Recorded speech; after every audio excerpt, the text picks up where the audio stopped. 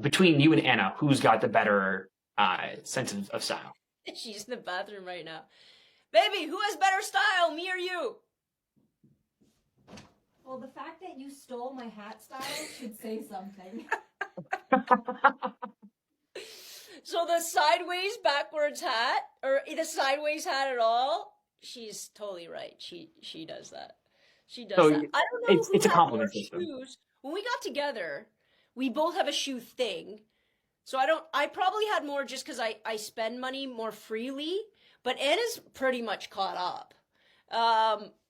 But yeah. I will say, though, that being with you has let me find and express myself more of me as to before, where I didn't quite know where I fell, because you like style so much, where you were like, well, what about this? What about this? So you were just more open to trying things out.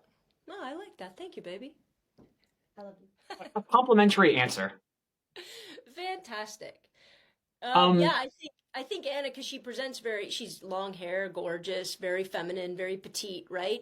So there's a drive to, especially if you're gonna get dressed up. Well, okay, now you have a particular narrow line that you could possibly be wearing, and she's kind of expanded that a bit. She does like getting dressed up. She does like a solid heel and doing her hair, but it just widen it. I used to have, when I started teaching, I remember I had a coworker sit me down and say, Joanne, I have a question. I don't mean to insult you. I'm like, oh no. here we I go. said, okay, hit me.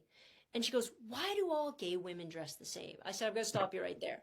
I said, I'm going to ask you to go down to, by the back in the day, like This Is London or whatever kind of a little bit nicer of a club.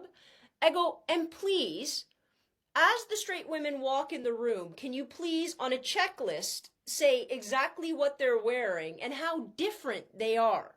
Because I'm going to tell you right now that straight women have a much more narrow, back then especially, narrowly defined, acceptable norm of what it is, especially when they're stepping out into the world.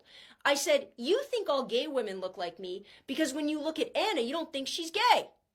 That's it. So you're being driven, your preconceptions are being filtered by what you see, unless you're going up and shaking everybody's hand and saying, are you gay?